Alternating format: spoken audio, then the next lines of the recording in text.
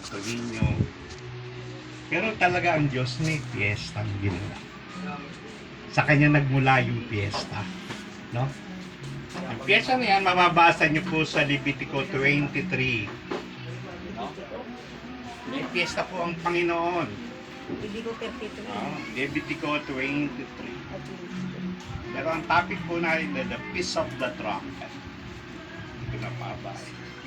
Sige, tingnan nyo muna para makita nyo. Kailangan mo bang wifi, Pastor? Ha? Kailangan mo wifi? Hindi na, Pastor. Saka na, hindi ko dala. Pag laptop na ginamit ko. Para merong presentation yun. Hindi ko dala yung laptop eh. 23 ano, Pastor? Levitico 23. Teka mo na, verse pa yan. Levitico 23 verse 8, 4. No? Ang pista ng 4. Nagsimula. Ito ang mga pistang tinakda. No? Pero ang tatalakayin natin sa 23, no?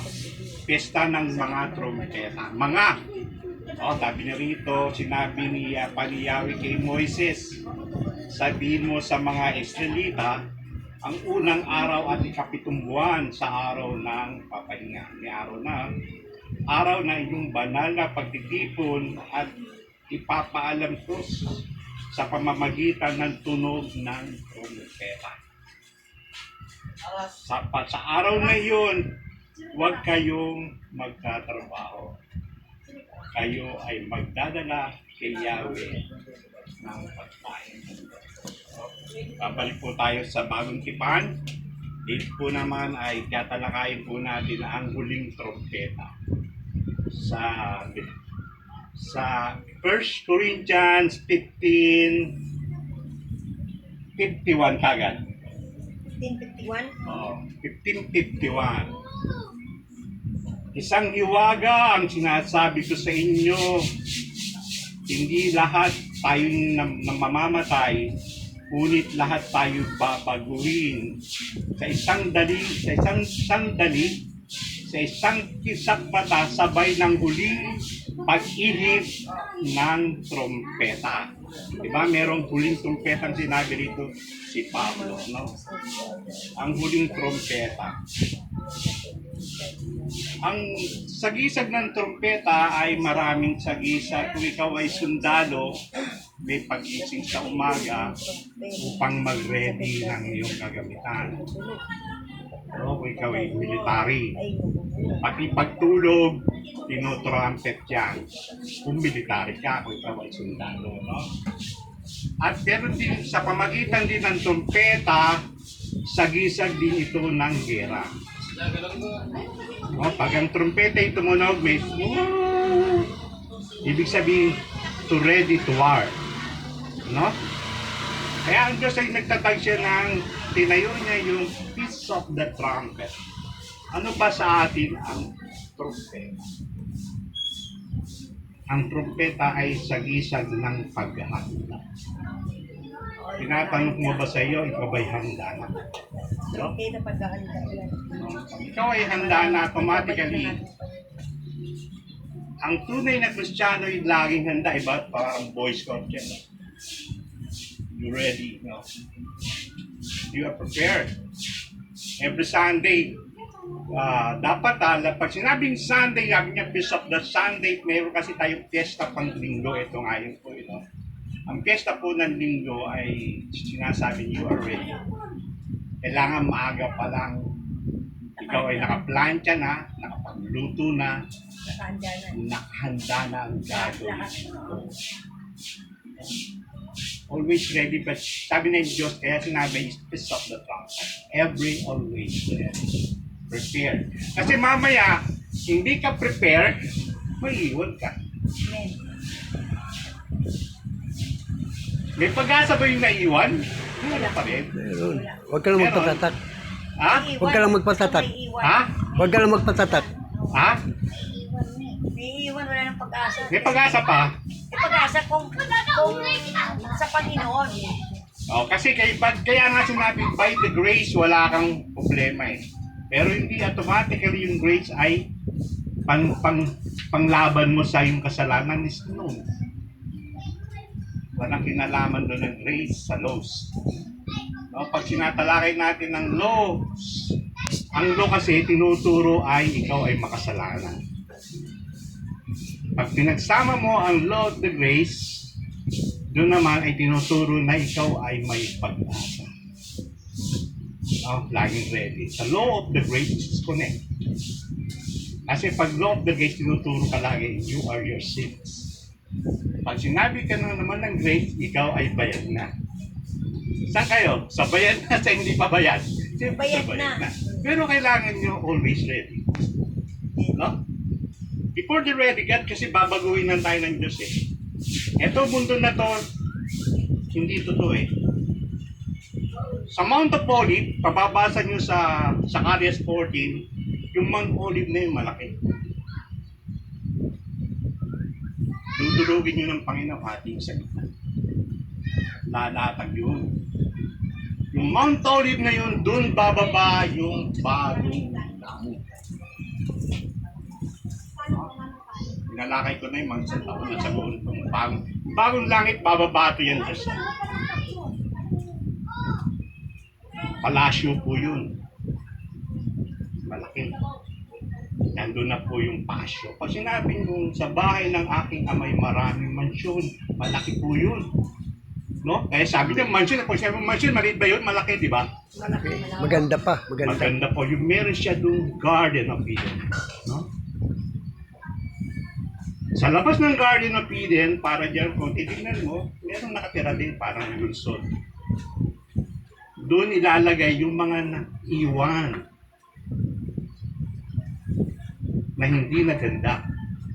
Pero mahal pa silang kirin mo. Sa makikita niyo sa teaching na yan sa Revelation 21. No? Yung mga hindi nagpatatak yun. No? Pagbaba, makikita niyo pa rin sa Isaias. Kasi the book of Isaiah is a complete Bible. Nung kami nag-aaral sa guro, halos hindi na binabasa kasi sabi, mula pa ng first year, galud-good na yan eh. Kaya minsan nag-flips ako sa parang kwento na lang. Parang kinikwento ko na lang yung Bible na to. Kasi kami, pag nag-aaral kami, sequence of event. May istorya lagi. No, bawat talata ay may istorya. Naihiwaga ang Diyos. Kaya the Feast of the Trumpet, napakahalaga sa atin. No, it's always ready. Feast of the Trumpets is the feast of the gospel. Ikaw yun. Yung buhay mo, paano mo siya ipapakita. Paano mo siya i-display. Parang witnesses. Kasi sa mababaw na nakaturuan, witnessing.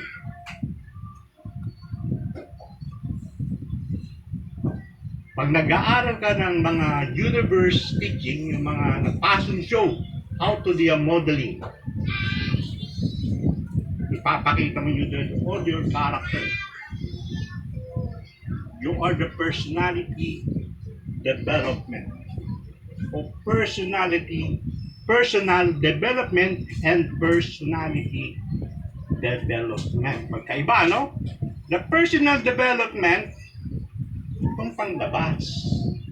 Pagdamit, pagpaganda, ano hubog ng katawan mo dahil doon po pinakita yung passion show. How to model yourself. Kasi titingnan ka ng judge. So, ba'y karapat dapat maging model ng mundo? Tatanong ulit kayo ba'y karapat dapat din maging anak ng Diyos? Amen. Hindi. No? Para simple lang ang tanong is, you are ready. Sabi niya, you are ready. Kasi pag isang kisap mata, pag-iit ng trompeta, isang kisap mata. Pag hindi ka na bago, wak. Ibig sabihin nun, hindi ka kasama. dadaan ka sa tribulation period. Kung dito naghihirap ka sa ganyang paraan, huwag mo yung pakinggan. Sorry anak, sorry kapatid. Mas mahirap sa tribulation period. Mas mahirap pa susunod, hindi pa to, yung tribulation period, hindi pa rin yun. Ang mahirap pa sa muling pagkabuhay. Bubuhayin ka ng Diyos ulit. Yun ang second resurrection.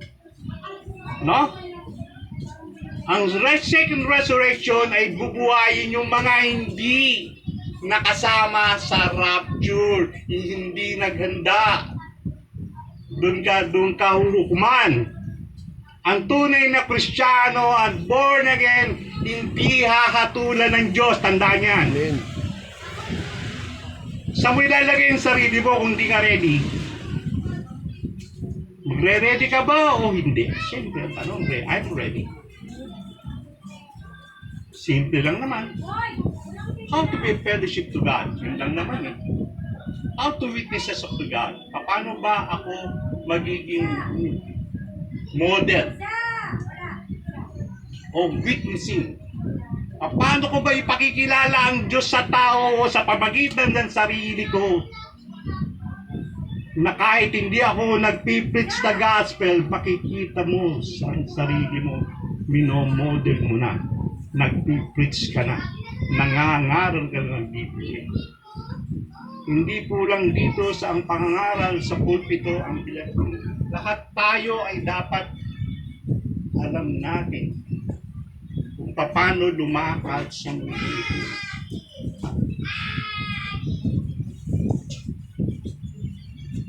No?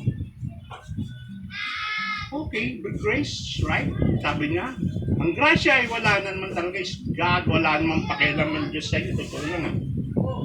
Kasi ang Diyos talagang ano yan eh. Dinidinig ka dito, kahit madumi ka, pangit ka, wala yun sa Diyos. Kasi alam ng Diyos, babaguhin ka ulit. Kahit pilay ka dito, pangit ka, babaguhin ka ng Diyos. It's complete model. No? Sa kagandahan ng Diyos, ibibigay sa iyo. Yung liwanag niya na buong niyang katauhan. No? Pag sinabing nature of God, ano ba talaga yung model na dapat nating model? Mababasa ba yan sa Biblia? Opo. Pinirits po yan ni Peter. Si Peter po ay pinipreach niya kung paano maging model ang isang Kristiyano.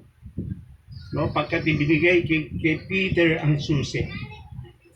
Peter, hawakan mo ang susi. Kung ano man ang tali mo, tatalian ko. Ano ang kalagan mo, ay kakalagan ko. Nakakit na. Sa yan, sa Matthew 16 ay sinabi na ni Peter. Si Peter ba may tinuro ano dapat ang karakter ni Jesus? Nakita niyo ba kung ano karakter? Ano ba ugali ni Jesus ay dapat din nyo rin mabasa sa Biblia. Nasa Biblia po ito. Hindi nyo maaaring ilagpas sa Biblia pagkat nandito na lang. The Bible is a place. How to preach the gospel of the nature of God. Diba? Paano ba ipipakikita sa iyong sarili na ituro sa pamamagitan mo ang katauhan ng isang Diyos?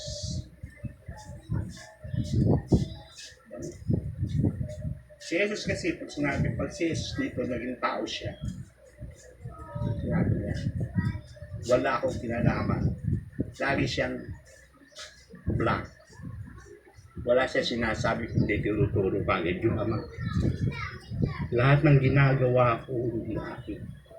Lahat ng sinasabi ko, hindi akin.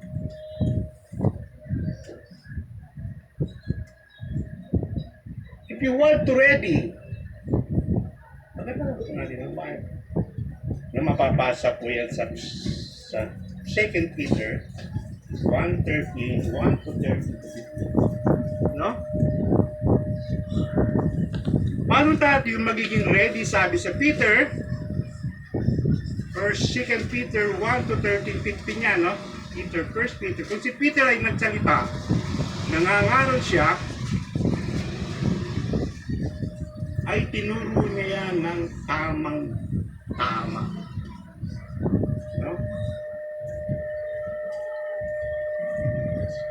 Sinabi niya rito sa unang Pedro, mula sa Simon Pedro, isang lingkod ng apostol ni Jesucristo, na para sa inyong lahat. No, binibigyan niya ng diin dito para sa ating lahat. Tulad namin na tumanggap nito. Tumanggap sila din, ha? Ng mahalagang pananampalataya mula sa ating makatarungang Diyos at tagapagligtas na si Jesucristo. Sumagana nawa, sabi na sa iyo, na kagandahan, loob at kapayapaan at Diyos sa pamagitan ng inyong pagkakilala sa Kanya, sa ating Panginoon. Tinanggap natin, sabi niya ulit, tagubilin ng tinawag at pinili ng Diyos. Tinawag na, pinili pa. No, sabi niya, tinanggap natin sa pamamagitan ng kapangyarihan Diyos ang lahat ng bagay na magtuturo sa atin tayo mamuhay na maka-Diyos. Bigyan natin ng diin, emphasize natin, mamuhay na maka-Diyos. Ito'y dahil sa ating pagkilala kay tinuturo din si Jesus, na siya rin tumawag sa atin upang makibahagi tayo sa kanyang kalwalhatian at kadakilaan.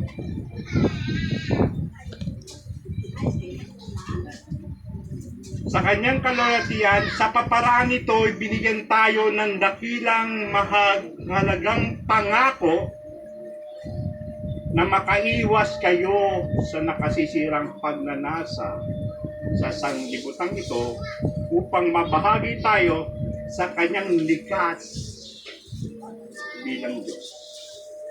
No? Sabi niya, makibahagi. Ano ba yun? Sabi niya. Kung tatanungin niyo, ano ba yun? Basahin nyo na lang para maganda, pero bibigyan ko na lang. Dahil dito, sikapin nyong idagdag ang inyong pananampalataya is first faith. What is faith?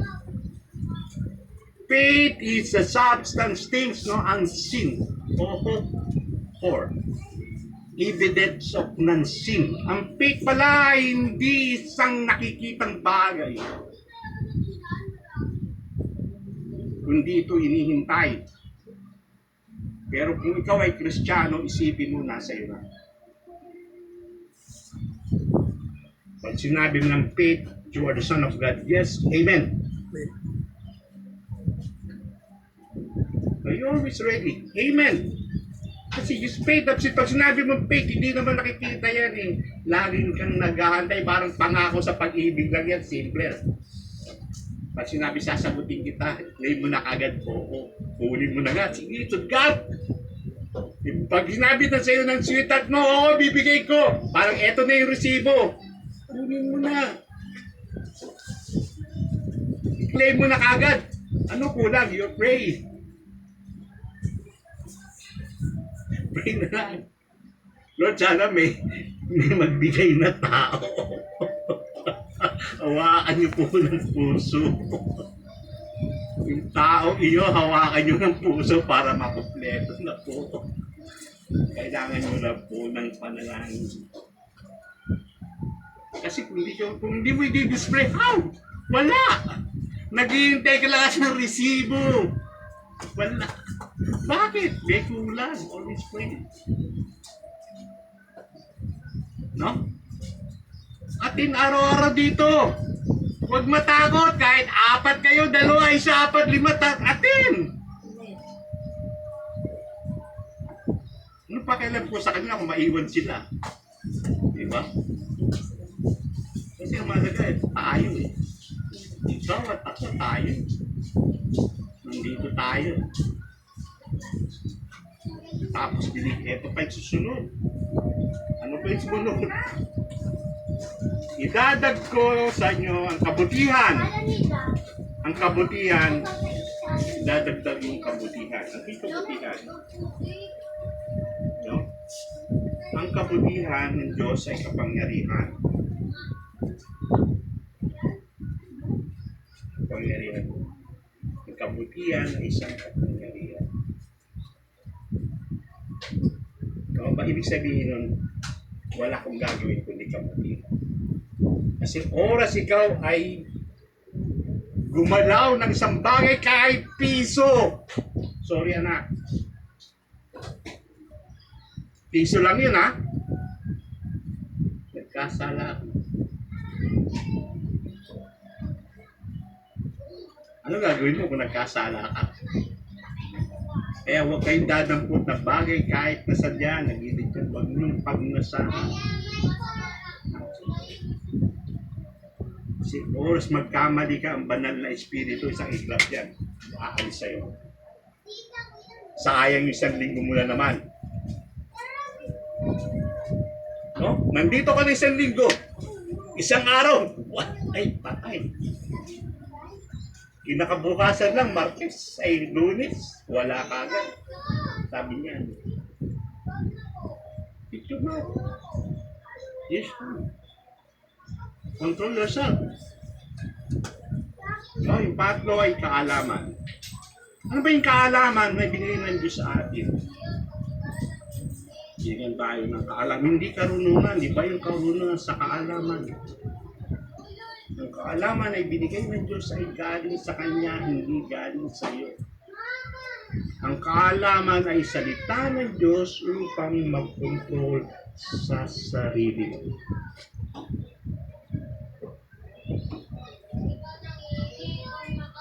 Kaya tinuturo yung piece of the trumpet ni the ready. Kaalaman, sa kaalaman, ano yung sumunod? Pang-apat na, ang pagpipigil sa sarili. Nandito po yan sa verse 6. Hindi po yung pagpipigil sa sarili. Yung pinipigilan mo, hindi po strong. No, pag sinabing pagpipigil sa sarili ay kung paano mo i-holding yung sarili mo. Basta't may nakita ka kagalit. Lalabay. Parang ito yung blando ko sa akin eh. Parang aangat mo kagad yung braso mo. Parang magpupulong na kagad ang kamay mo. Sa mata pa lang, you have sense. The 5 sense of your body, you have sense to eye. Nakita mo lang yung kagalit mo kahapon, pumasok na sa memory mo, sa isip mo. Paano mo maalis to? No? Araw-araw kang naglalagat sa labas, nakikita mo yung kaaway mo, hindi mo malaman kung paano mo gagawin. Hindi mo maalis yun, anak. Siya lang ang pag-alis, sabi ng Diyos. Sabi niya, kung ikaw ay mananalangin at mag-o-offer sa aking anak, hindi ko tatanggapin yan. Kahit sumimba ka pa araw-araw dito, pero ngayon, hindi mo binabati yung kaaway mo, sayang ang pagsimba mo. Sayang. Kaya na magsimba. Sayang lang. How to be control yourself, sabi ni Jesus. Siya nga, pinalo ni, sinaksak pa eh. Kumibo ba? Hindi ko kaya yun. Tao lang ako. No! Sabi ng Diyos, before foundation of the world, alam niya na, kilala ka na niya na darating ka. Alam niya yun, pupunta ka dito. Kahit na hindi nakasulat ang pangalan mo sa Biblia, darating ka dito at ipapanganak ka sa pamamagitan niya. Ang kapanganakan ay iba. Dalawa ang klase ng kapanganakan. Ang kapanganakan ng nanay mo at ang kapanganakan ng ating Diyos. Born of spirit and born of flesh. Sa two difference. Paano ka ipapanganak sa Holy Spirit? No? Tatlo po ang dadaanan din natin. Babalik ka na naman ba sa grade 1? Babalik ka pa ba ulit sa tiyan ng nanay mo? No. Ganun din ang proseso ng Diyos. Kung paano pinroseso ng nanay ang bata, dinala siya ng 9 na buwan, titignan pa yan ng doktor kung ilang cm yan. Hanggang 0 cm. No, hindi pa yun. Bago lumabas sa cm, lalabas muna ang puting tubig. Tingnan nyo ha. Bago ipanganak ang isang tao sa mundo ay lalabas muna ang tubig. Laging ready ng nanay na malapit na mag-anak. Alam niya. Kasi may sign. Tubig, dugo, bata. No, sa pagdating ng bata, minsan kasi hindi umiiyak. Patay. Ibig sabihin nun, matigas ang ulo mo. Naglilingkod ka nga sa Diyos, lagi ka papasok ng pasok, pero ang tigas ng ulo mo. Papaluin niya ng doktor. Saka nang iiyak. No, the simple of life, di ba? Ganun lang yung Diyos eh. Kung paano ka nabubuhay dito, ganun lang, simple. Hindi natin binabago ang kaunawaan ng Diyos. Sana. Ang span of the gospel, dito lagi sa simbahan. Pero anak, bago pumunta rito, pati na yung paka-away. Kaya nyo ba yun? Ha? Sayang lang yung nilagay nyo rito. No? Pag naggusto kayo dito, sayang! O, susunod na ninyo, kailangan na to, madami. Yung pinatatayo mo. No? Pag nabati nyo na yung kaaway nyo, susunod, saka ko kayo maglagay dito. Pero hindi ko sinabi maglagay kayo ng madami. Ibig sabihin, no, pag naglagay po kayo dito, kailangan nabati nyo na. Sorry kung kahit lagay ka ng lagay dito. Sorry. Huwag mong pwersa eh. Idaan mo sa pamamaraan ng Diyos natin. Babatiin ko muna ang aking kaaway. Kasi hindi tinatanggap ng Diyos. Kahit wala ako magsimba dito. Kahit manalangin ako, maglagay ako ng handog sa tabi ng Diyos. Lumabas ka nga anak. Palalabasin ka lang eh. Sorry! Sabihin sa sorry. Sorry. Yung sorry. Sabi ng Diyos, sorry. Sorry pala. No, sorry, hindi kita kilala. Anak kayo. Bukas ka. Sa sunod na linggo ka na bumalik. Batiin mo muna yung kaaway mo. Kaya nyo ba? Hindi. Subukan mo, try. Kasi God ang nagsabi. Try and try. Ang success, sabi na. Yung hindi ko kaya, gagawin ko. Gagdabar lumangoy, lalamoy ako. Matututo ako lumangoy. So, parang yan, simple lang eh. No? Ano sunod? Doon na tayo tapos sa pagtitigil sa sarili. Ano na yung pang-apat na, ano yung lima na bayata. Katatagan sa katatagan ng pagiging makadiyos. Ano ba yung katatagan at katatagan sa pagiging makadiyos? Maging matatag kayo, anak. Bakit? Bakit sinabi ng Diyos yun? Hindi ikaw, ako, pamilya mo, kalaban mo, hindi yun nasa taas. Sino yun? Si Satan. Kasi oras na yung isang tao ay makasalanan, si Satan, hindi Diyos ang mag-inggal sa iyo, yung si Satan. Tutoksoy ka, sige. Total, tamad yan.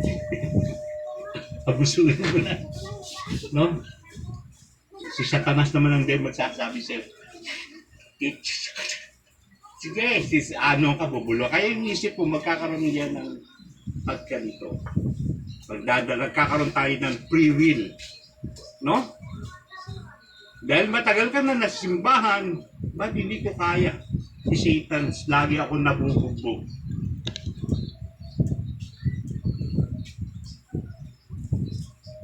No? Bakit kaya ako nabubugbog ni Satanas? Gusto ko na ako nabubugbog dito. Pero huwag yung sasabihin mo, tandaan mo. Kasi alam mo na yung Satanas yun, paghahandaan ka. No? Pag kayo ay lalaban kay Satanas, huwag mong sabihin.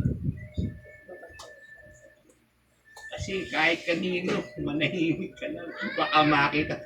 Gagawin mo yung bahay na yun, no? Kikismis ka eh. Wala nang pera yan eh. Wala naman pera eh. Pati pa ka na bayan. Ganun. Kikismis ka na. Kakalat mo yung sa buong kapilan. Pastor, nagpapagawa ng pera. You ready? You need ready.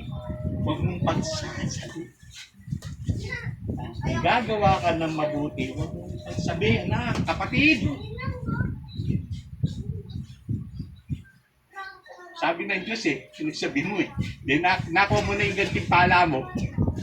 O, di ba? Bible said. Di ba? Kung ikaw mamimigay, huwag mong pagsabihin. Ang simple mo. Kung ikaw gagawa ng mabuti, is just sin.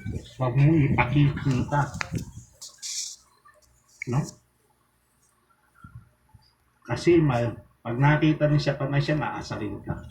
Ipanaplano mo Pag nalaman ng plano ng Satanas ang ginagawa mo, apisado ka na.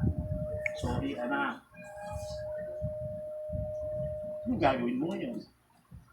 Alam na ni Satans. Battle ulit. How to battle of Satans? Paano? Balik ka ulit sa confess. Confess your sins. Balik ka ulit sa Lord. Ask ulit. Lord, ano bang gagawin ko? Paano ka maging matatag? Binigyan tayo po ng Diyos ng armor of God. Basahin nyo na lang po. Nasa 6 po rin yun, no? Kasi nandun yung sa 6 nandun yung kalaban, si Satan. Hindi po nanay at tatay mo at anak mo ang kalaban mo, ikaw mismo. Nasa loob mo na. Nasa loob mo ang kaaway. Wala sa labas. Kasi hindi ka ready. If you're ready,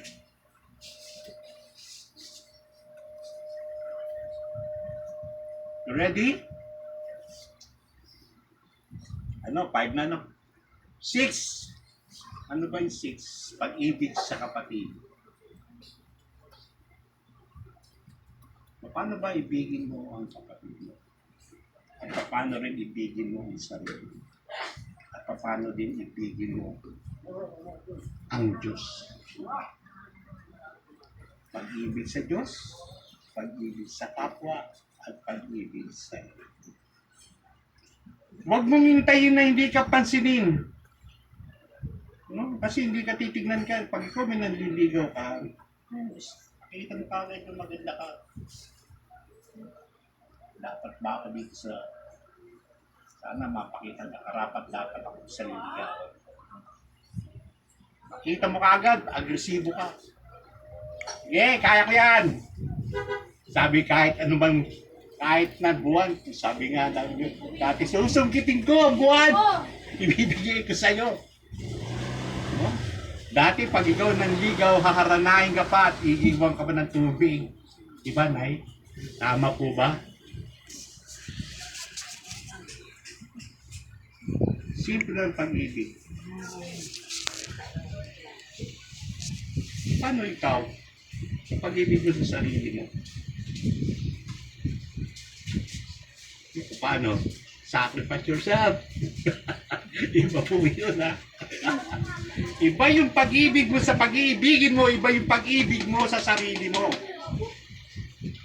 At iba yung pag-ibig mo sa Diyos. Nagkaiba po yan. Sa tayo po ay laging sakripisyo. Lagi may pananagutan po tayo sa bawat isa. Ako niyo po? 6, 7 na. Ano kay 7? The last. Tatapos na po tayo. Ano yung last na ito? Okay. Pagmamalasakit sa kapatid, katangian, at pag-ibig. Dahil pag-ibig na naman. O yun ang sa Diyos. Paano ba iniibig mo ang Diyos? You ready to love to God? Baka mo sabihin mo, takot. Takot ka ba? Paano unlad ng isang iglesia kung walang pag-ibig? Paano ba ako yayaman kung walang pag-ibig? Paano ba ako lalago kung walang pag-ibig? Ang pag-ibig ay laging pagmamalasakit sa bawat isa. Ano ba si Yesu Cristo? Tingnan niyo, si Yesu Cristo naman. Hindi niya inibig ang sarili niya eh. Hindi ba niya hindi? Kung titingnan mo ang katangian ni Yesu Cristo, hindi niya inibig ang sarili niya eh. Binigay niya ang kanyang buhay para sa atin at namatay sa kalbaryo. Kaya nyo bang gawin? Kaya. Kasi pag kaya na nga eh. Kaya na eh. Sinabi ng Diyos, kaya mo! Kaya mo! Huwag mo pakikita mo na, kaya ko to. Yung pagsasabi, baka machismis kayo. Eh, pag nakita ni Satanas, nagsusumbong yan eh. Kaya mo lang naman pinapatsagaan na yan dahil ano, pinayayaman mo, huwag mong kakitang mayaman ka. Baka tuksuin ka ni Satanas, bigyan ka ng babae. Bigyan ka ng kapitbahay na laging nasa iyo at hihingi. Pagpasensya na. Eh di naman nagbigay. Kapitbahay ko, hindi nga ako binigyan ng pansit eh. Ito, umangal ka? Hindi lang nabigyan ng pansit, umangal na? Ganun magsumbong si Satanas. Eh, yung Kristiyano mo, kunyari Kristiyano na yan.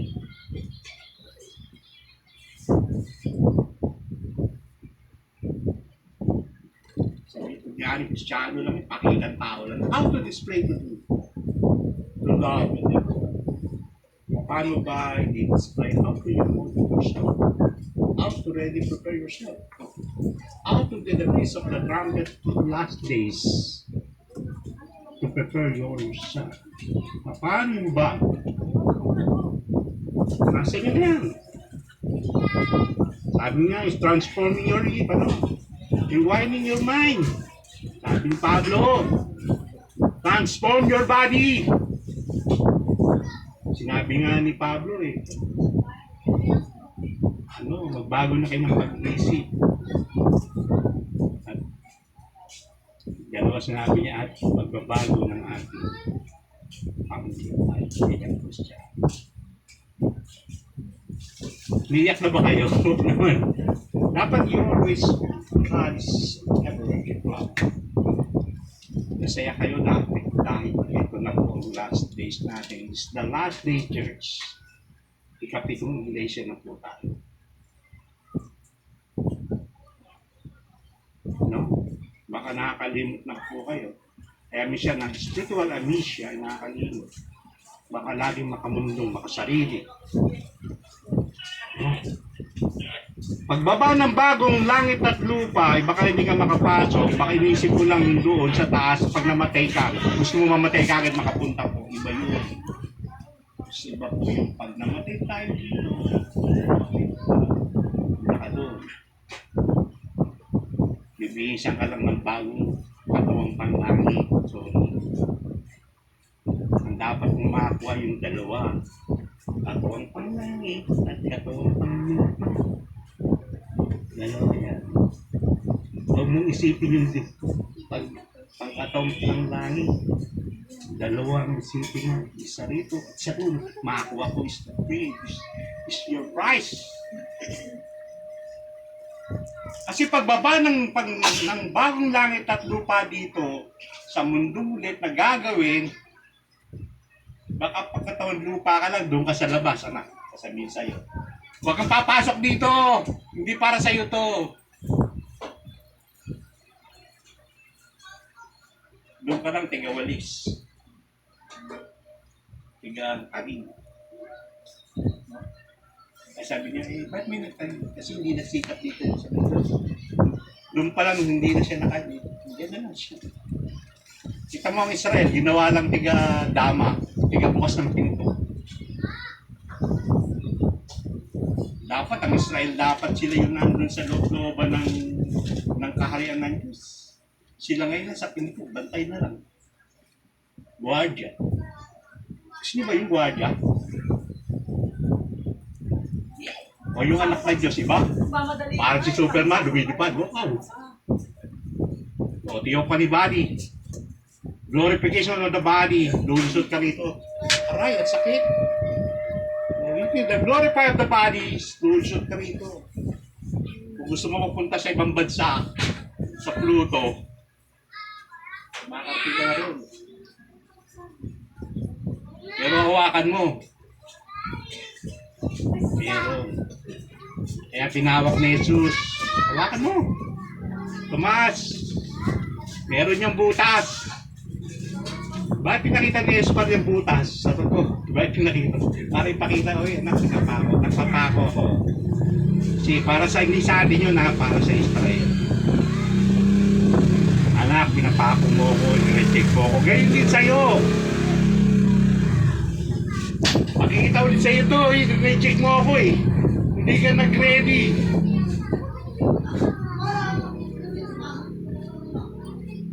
Tapusin na natin. Tapos na. Oh, yun, ano na lang application. Paano ba natin i-apply sa buhay natin?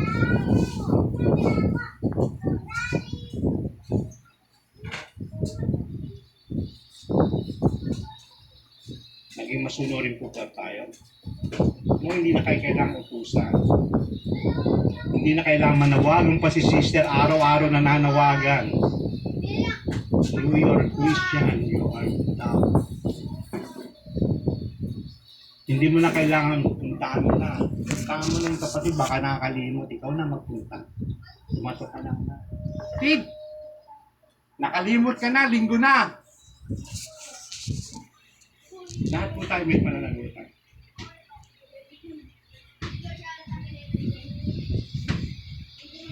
Paano ngayon kung paano yung hamon sa inyo? Hamon na to.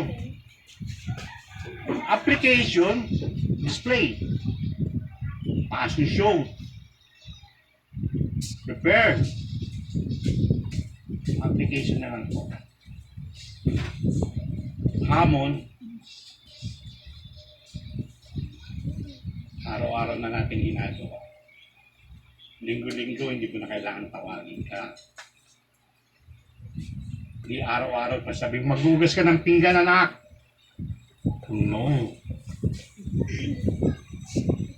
Hindi na kailangan maglaba ka. Hindi na rin, wala na. Hindi mo na siyempre yung utusin kasi obligasyon na natin. Kung kaya mong gawin, gawin mo na. Kung ikaw kaya mong mag-isa, gawin mo na. Huwag mo nang iutos. Kasi siya rin ang mawawalan, hindi ikaw. Pero if you're the Christian, gagawin mo yun. Kasi pangako yan ng Diyos. Ano yung pangako na yun? Yung dating ikaw na nawala. Kasi dati ikaw na yun eh. Tinanggal mo lang eh. Dahil hindi mo pagsunod. Saan? Hindi lang sa magulang. Lagi kang angal ng angal. Kaya ngayon pa lang, umpisahan nyo na. Sa isip nyo. Ngayon pa lang, umpisahan nyo na paano gagawin nyo ngayon. Pag nilay-nilayin mo na mula di kayo itong pagkabata, ano naging kasalanan? na po ang hamon sa isa. Go! Fight! Fight po ba? Pag sumasagot, ayaw ito lumapit. Tapusin ko na. Your fight, di ba? Salamat po, your fight. You ready to fight? Amen.